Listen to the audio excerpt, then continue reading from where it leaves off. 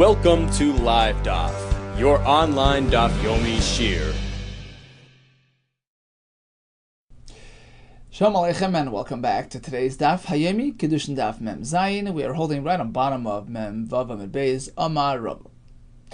So this refers back to the Mishnah, which provided two cases.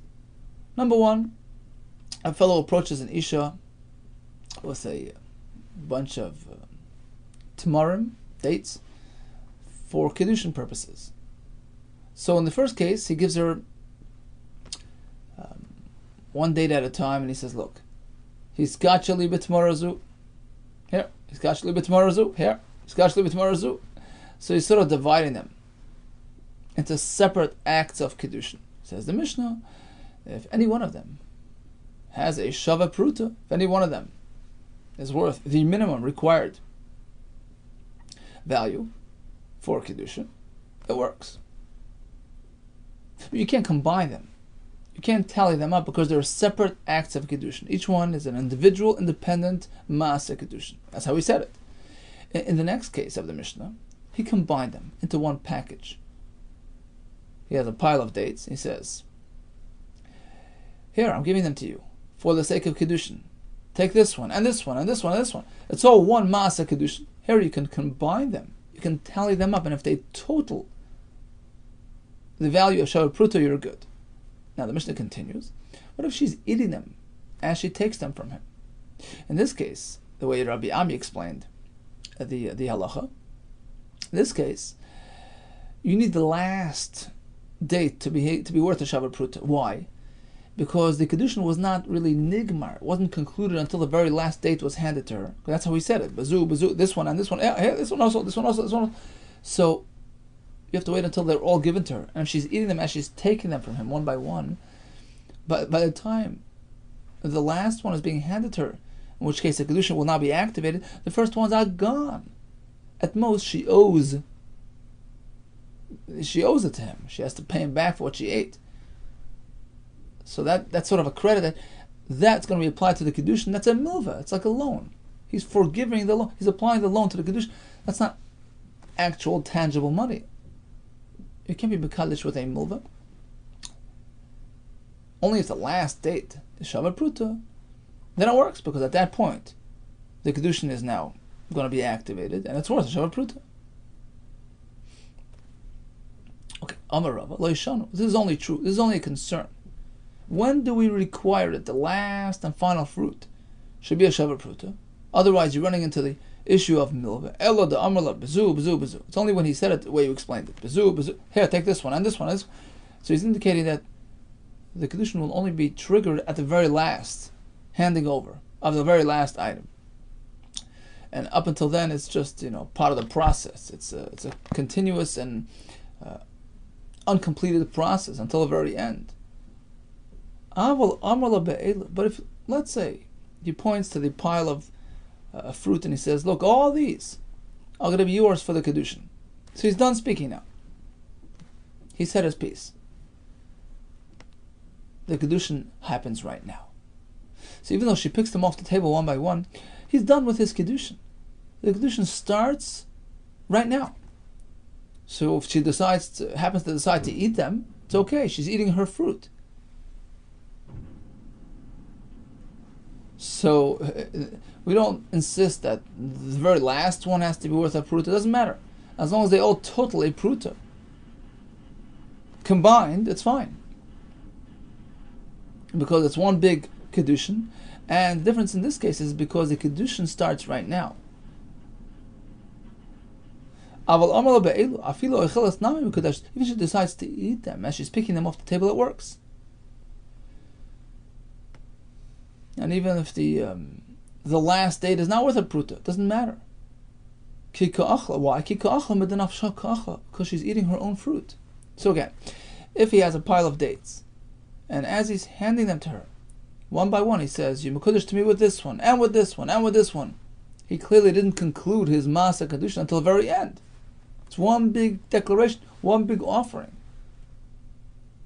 So if she decides to eat them as she takes them, at most she owes him back the value. That's a milva. Can't be mekadesh by milva. only if the last and final date is worth a pruta, then it's going to work, because once she receives that final item, now it's done. Now the Kiddushin is going to be activated. And if it's worth a pruta, so you have a tangible item which is worth a pruta, then your Kiddushin could work. That's because it was one continuous Masa Kiddushin. But if he says, Harei at Mukadesh li be'elu, all these are yours, and he's done. He's no longer speaking about it. He concluded his declaration, his offering, his Masa Kiddushin, his Dibur is done. So now the Kiddushin starts right now. As long as, they total a Shavar Pruta, combine, that's fine, even if she decides to eat them. She's eating her fruit that she received for Kiddushin. Tanakava said we have a right to Rava from the following price, that there is a major difference between these two cases, between Bezu, where it's a continuous pending Masa Kiddushin, as opposed to Be'elu, where the Masa Kiddushin starts right now. We have a brisa which mentions two cases. Case number one is Gachali tells her, Yemukudish to me ba'aloin with his gall nut, b'riman with a pomegranate, be'egais with a nut. Or he tells her he's Gachali be'elu, and the Gemara later will tell us it's all the same case, really. It's just explaining itself. So all these are going to be used for your Kiddushin. And he's done. Okay, she takes it. Im yesh bekulan shavar pruta mukadeshes. If they all total a shavar pruta, you're good. Otherwise, it's not a Kiddushin. Case B. Bazu, right? So that's the other case. Here, take this one, and this one, and this one. So once again, we can combine them, we can tally them together to a Shavar Pruta, but it's all one package. Imiyesh bekulam Shavar Pruta, Mekudashes, Remlav, Eina Mekudashes. Now, in this case, we have another variation. Let's say she decides to eat them as she's getting them from him, one by one. Here, take this, Bazu. And she takes it and she eats it. And takes another item. Bazu, here, this too. Va'id bazu, etc. And mukadeshes. Here, the stuff's gone. You can't use it for Kiddushin. As long as until the last one. Unless the very last item is a Shavar Pruta, you can't be Mekadesh this way. So there's going to be a right to Rav. That only when he says Bezu, do we differentiate between a case where she's eating them or not, as opposed to the first part of the Bryce, where he used the Lashon Be'elu, indicating that the Kiddushin will start right now. Here, even if she eats it, it's hers.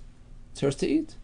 And it works. Okay, that's coming up soon. First, we're going to analyze the Bryce case by case until we get to that clarity, which supports Rav. Okay, here we go. Hi, Ba'aloin, Berimoin, Be'egais, Hechidami. Let's go back to case 1 of the Bryce. When the Bryce mentions that he offered her these fruit, what exactly did he say? Did he separate them? Here, you want this or that? Giving her like a choice? If that's the case, how can we combine them? How can the Bryce say, you can add them up to a pruta? What do you mean? He wasn't giving them all. He said, so each one on its own has to have a pruta. Rather, it means like this. He offered her all those items. So if they equal a shavar pruta, in total, you're good. Well, if that's the case, then hainu bezu. So that's like this next case of the Bryce there, where he's joining them all together, giving them to her as a package. So why would the Bryce cite, two cases which are exactly the same and identical? So apparently the Bryce initially is discussing a case where he said be'elu. Not that he handed it to her one by one. Here, take this and this. He said, all these are yours, and he's done. Okay, so let's assume that's the case. Problem is, the Gemara at this point figures that there are 3 cases in the Bryce. There is the first case, ba'aloin b'rimoin, and then be'elu, and then bezu. Soon the Gemara will change it, but that's the thinking at this point. So if ba'aloin and b'rimoin is a case of be'elu, well, that's exactly the next line. Hamaditani Sefer, the Bryce continues and goes into be'elu. Ha'asha is kashali be'elu. Right? That seems to be the next case. All right, look at the Bryce. The Bryce says it's kashli ba'aloin, And then bazu. Seems to be presenting three different cases. Hamiltoni is safe. The fact that the next case is a case of be'elu. So apparently case number one with the aloin and the riman and the egos, lav be'elu askinin is not a case of be'elu. It's the second case, not the first case. No, it's all the same thing. It's one and the same case, which is just being elaborated upon. Pirushim afarish. The Bryce is merely explaining itself. We start with hiskachali ba'aloin riman be'egos. The ketzad. Precisely, how did he say this? That's what happened. He had a couple of fruit, and he said, "Look, take all these for kiddushin." And here the Brisa does not care whether she ate them or she left them. It doesn't matter, because the kiddushin begins right now, as soon as he issued his offering, his declaration, and she can take them and have them to her heart's content. Doesn't matter. It's her fruit, right? Because only in the next case do we have that discussion about her taking it and eating it, which presents a concern, but not here. Uktani is safe, and the Brisa continues on in the next part. When he said bazu, here, take this, and he said bazu, indicating that the kiddushin is not done until the very last one. There we have a problem with her eating it. Uktani is safe, bazu, not lasavach. There we have to focus on the last one, which is the one remaining. Right? There we say it's Mekodesh, it's from love, but if it's not the last one with a pruta, it's only the previous ones which she had eaten already, she owes it to him, it's just a mulva, then we have a problem in Mekodeshes. That differentiation between her eating it and leaving it, that's only in the second part of the Bryce, where he said bezu, and this one, and this one. So it's all one continuous Kiddushin, and until it's completed, it's not really a Kiddushin. And if she decided to eat them, she wasn't eating her stuff, she was eating his stuff, and she owes it to him, which is a mulva, right? But in the first case, be'elu, where he indicated that the Kiddushin starts right now, as soon as she picks up the first item, we don't care whether she's saving it or eating it, doesn't matter.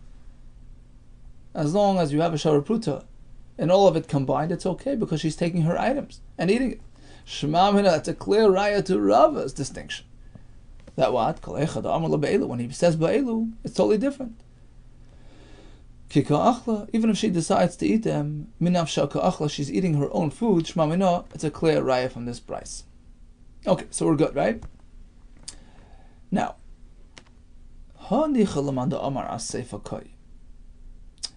just backtrack for a moment. We had a Mishnah back on DAF Memvav, Amar Aleph.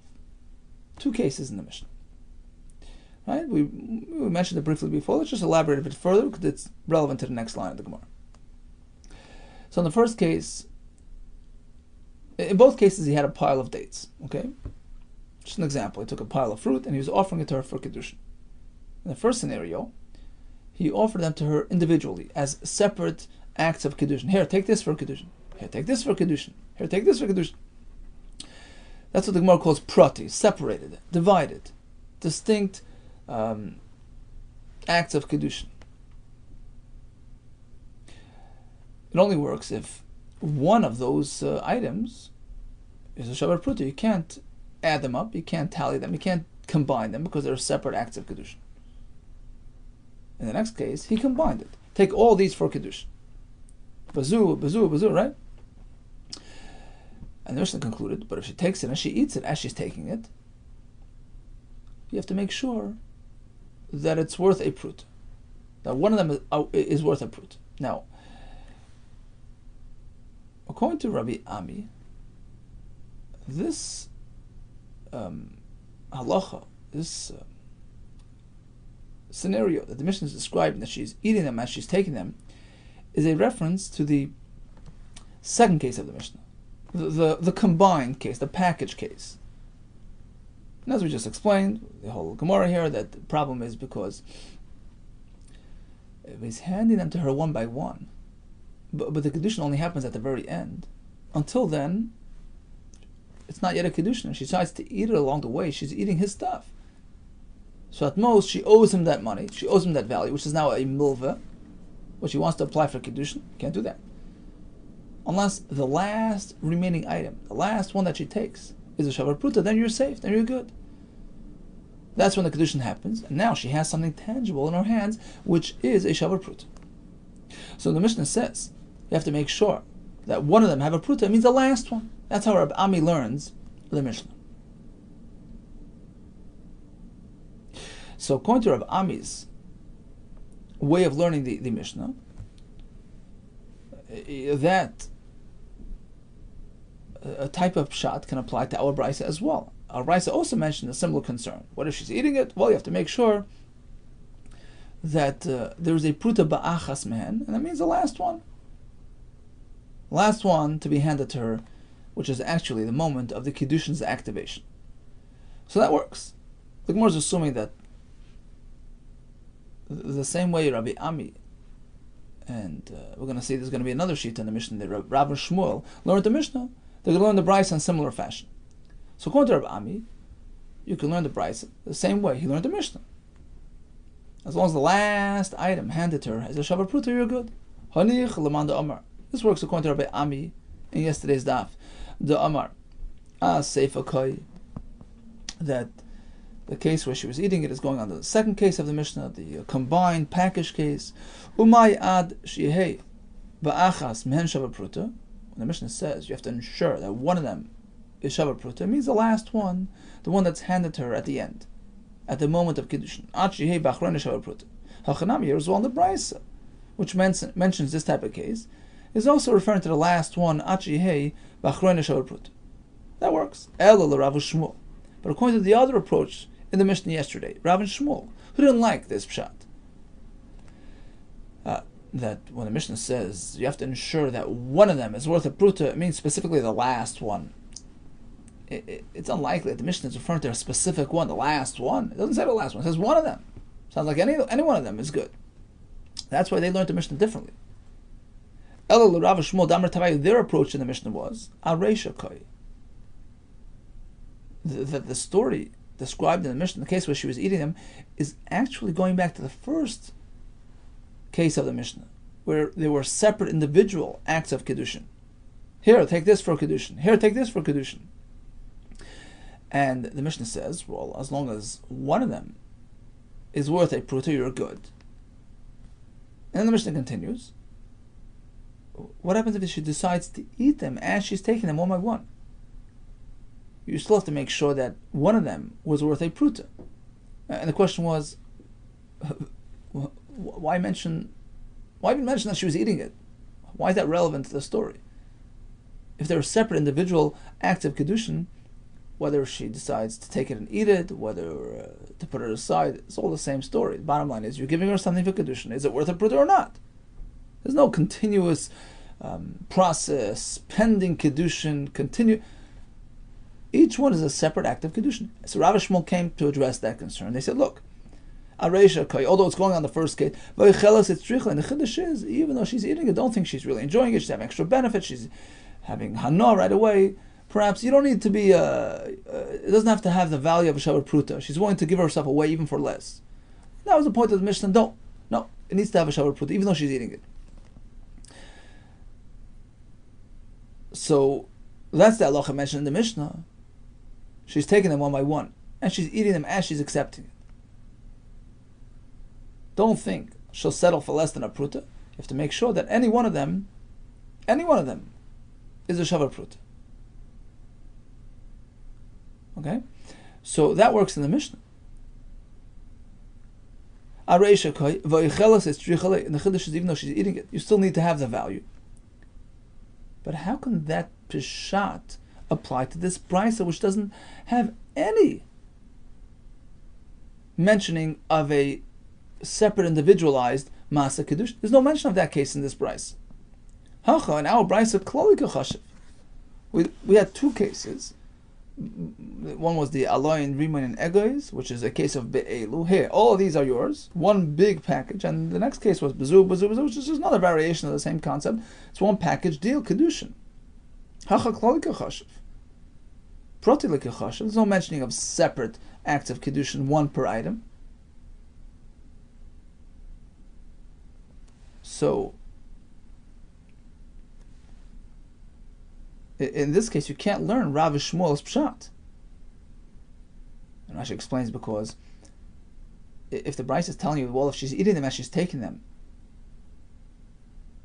what happens? As long as any one of them is worth a pruta, it works. That's not true, because the ones that she ate as she was going along is a milva, right? As we explained before, here in this case where it was combined, it was a package, the condition only happens at the very end. So it only works if the last one which she received and was tangible, was still in her hands as the condition was happening, is with a shavar pruta, then you're good. Otherwise you're no good. So how can they learn their pshat now, Bryce? Answer is Hamani Rebbe. Actually, our Brisa also mentions individualized acts of Kiddushin. Because the second part of the Brisa, the case of Bezu, is going like Shitas Rebbe, who says there are separate, individual, independent acts of Kiddushin. In which case, the Brisa is basically mentioning a similar case to the first case of the Mishnah as well, which is separate Ma'aseh Keddushins, and therefore, even if she eats them, the point is, don't think that she'll settle for less than a shavar pruta. The item has to be with a pruta, and any item, the first, second, doesn't matter. Bottom line is, she was given a shavar pruta. Hamani, Rebbe, you're going like Rebbe, the Omar, Loishna Kazayis, Loishna Kazayis, Ugazayis, Pratavi. This is the whole discussion of Mesechus Zvachim, which Rashi brings very briefly. We know that a person's makriv a carbon with the intent of eating a kazayis beyond the required time, beyond the deadline, that carbon becomes pigul. If he has a machshava to eat the kazayis outside of the makim, outside of the proper location, outside of Beis Hamikdash, whatever, then it invalidates, it disqualifies the carbon, but it doesn't make it pigul, in which case if a person eats the carbon, there's no chorus. So two types of psul. What if he has both intentions? He says, I'm going to have a kazayis in a week, and I'm going to have a kazayis in the wrong location. So Rabbi says it doesn't matter whether he said it kazayis or kazayis ukazayis. It doesn't matter. They're separate, distinct plans. They don't mesh with each other. They're dealt with independently, and therefore, according to Rabbi Yehuda, if the first machshava was pigul, it works. Okay, that's a discussion there. Bottom line is, in our brisa, when he said, here, take this date, bezu, and then he said ubezu, even though he added the vav, which sort of connects them all, it's not deemed as one continuous package deal. Rather, they're separate acts of kedushin, and therefore it lines up with our Mishnah, which also mentions this type of case, and therefore Rav Shmuel's pshat in the Mishnah can apply to this brisa as well. Okay, a bit complicated, but ultimately we have a chiddush in the name of Rava. The difference between when it was a package deal but presented in a lashon of bezu, here, ubezu, and he's handing them to her one by one, and he's not done his kedushin until the very end, until the very last item was handed to her. In this case, if she eats them as she's accepting them one by one, you have a problem. Unless the last one is shavar pruta, you can't use the previous ones and apply them for kedushin because she's consumed them already. They're just money that she owes him. It's a milva. As opposed to a case where he said, look, take all these. He's done his kedushin. Take all these. He finished his declaration right there. The kedushin starts right now. As soon as she picks them off the table, even if she decides to eat them one by one, it doesn't matter. She's eating her fruit, and therefore, if you have a shavar pruta amongst them, you can combine them, you can tell them to a pruta. She's mekudeshes. Okay, continues the Gemara with a slightly new sugya, which is somewhat related, but it's a sort of a brand new discussion. Amarav.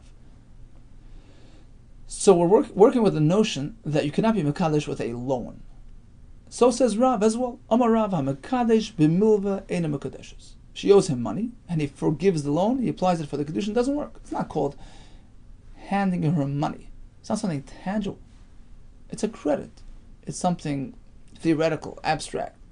You can't be mekayim kinyan kesef by forgiving a loan. Ha-mekadesh b'milva eina mekadeshes. And Rashi explains, afilu yeshna be'ein. Even if the bills that he gave her, even the coins that he loaned her, are still right here. They're on the table. Eina mekadeshes. Why?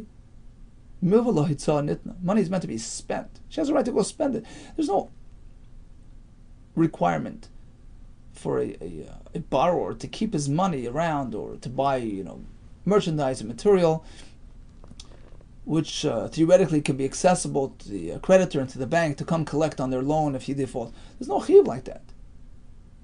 He doesn't have to keep the money or the material around just in case the bank gets desperate and needs its money back. It doesn't work like that. You borrowed money, you have a full right to spend it as you wish.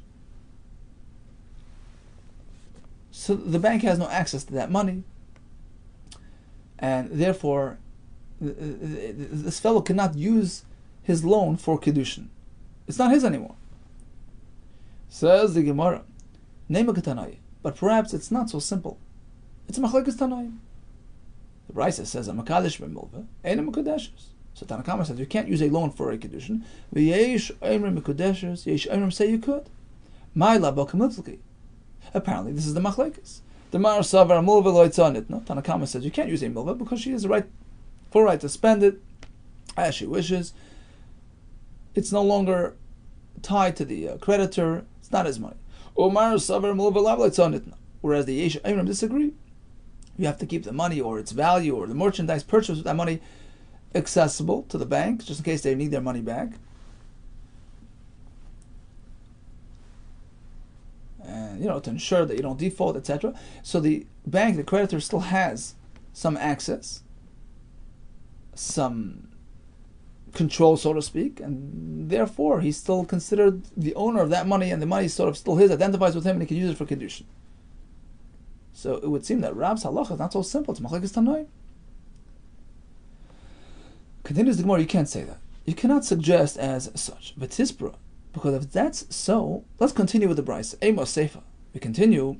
V'shavim all agree b'mecher. Let's say using the loan to buy a piece of property. I lent you money. Instead of repaying me, I want to use that loan, apply it towards the sale of the purchase of your karka. Shizakana, it can work. Why? Why does the Tanna Kamma agree to this? It's a milva. It's gone. It's not my money. There's no kinyan, no kesef here. Kesef is also required for buying karka, right? It's not kesef. It's just abstract value, which is no longer here. Well, if money is meant to be spent, meaning I no longer have control over that money, but my kani, so how did I make the kinyan? I have no kesef. So in any case, the Brisa seems to be a bit difficult to understand if we learn it literally, like you did. Amar Rav Nachman, you're right.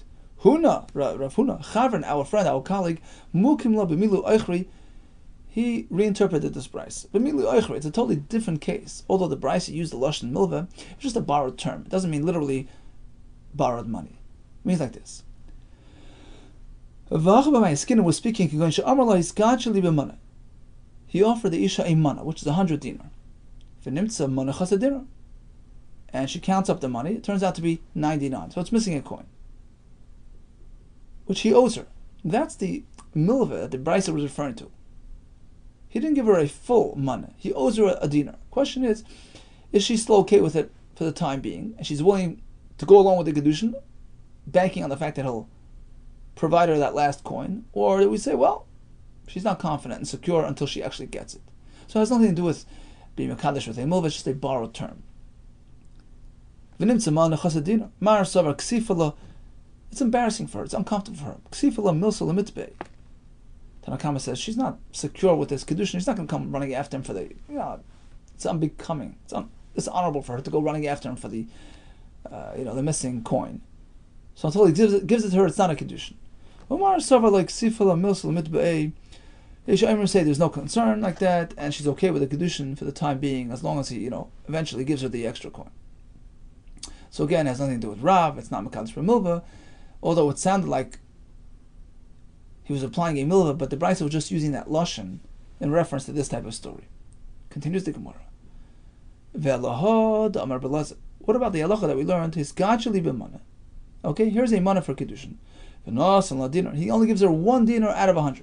It works as long as he pays it up later. But it's not a simple halacha. It's a machlekes tanoim, as we just learned. Is she safe and secure or not? Shall we say this halacha from Rabbi Yehuda is really dependent upon these shitas? No, it says there's a big difference. If he's just missing 1 coin, she may be uncomfortable coming after him for it. But if he's missing 99, she has no problem coming after him for it.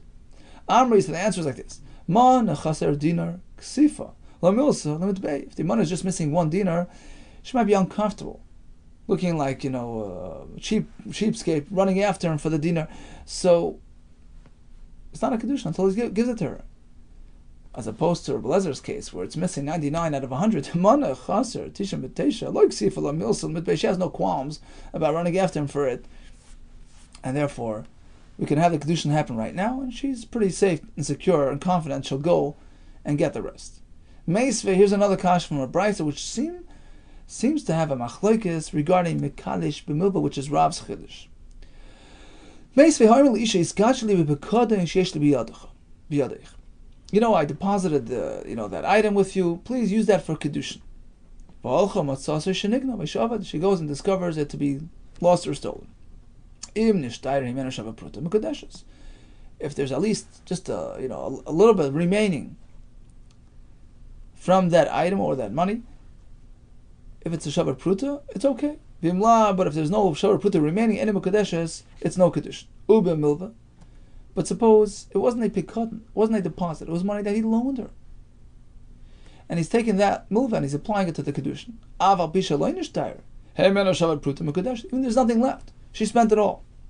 She has to know that he's meichel her, that milva works. Rabbi Shimon, I'm sure Rabbi Meir, he quotes Rabbi Meir that milva, harihi pikadon. The milva and pikadon are one and the same, and just like by pikadon, you have to have something remaining, something tangible. Milva as well. If there's nothing left, it's all spent, you can't use it for the kedushin. Now, this is a side point. You have to have something remaining or not, but all agree, ad kan le pligi, it seems like they're all in agreement regarding the concept, right? The machlokes is only ad kan le pligi ella de mar savar milva avagav lo nishtayri mena shavar pruta mikudeshes. Tanakama seems to hold that when it comes to a milva, even if there's nothing left, you can still use it for kedushin. Mar savar, whereas Rameir holds nishtayri mena shavar pruta in. There's something left over, fine, otherwise not. But all seem to hold that in concept, as you can use a loan, you can forgive a loan and apply it to the kedushin. That's a kash on Rav. Rav responds, you can't learn the brisa this way. V'tispro, how can you suggest that this brisa is accurate? It seems clearly that it needs some serious editing. Why? Because the brisa inherently is difficult to understand. See, the brisa switches from pikadon to milva, right? Now, what exactly happened with the pikadon? Did she assume responsibility for its safety or not? When she took the pikadon, what happened? Either kabila alei achrayis, if she accepted responsibility for the welfare of that pikadon, hainu milva. So now, when it's lost or stolen, she owes him the money, right? She has to compensate him for that loss. So it's just like a milva. Money owed to him. So, how can the brisa differentiate between pikadon, which works based on certain guidelines, which follows certain rules, and milva has different rules? It's all really the same thing. A lost pikadon is really another version of a milva. Whereas if she didn't assume responsibility for the safety of that item, if that's the case, so it's not really a milva. She doesn't owe him the money. She doesn't have to compensate him. So therefore, only if there is some left over, which is still here, that can be applied for the kedushin. But if theoretically she would have taken achrayis, she would have assumed responsibility, and she discovers it lost or stolen, then then in that case, even if there's nothing remaining, she owes him the money, and that can be applied for the kedushin, right? So if that was true, Adatani Seifa. So why does the brisa continue and switches tracks over to milva? Money owed to him. Skip milva. Why do you have to go over to milva? When it comes to money owing to him, even if there's nothing actually left, she spent it all, she can be mikudeshes because it's applied to the kedushin. Why switch lanes and discuss a new case of milva? Nifloig. Let's find a differentiation within pikadon itself. There are two types of pikadon.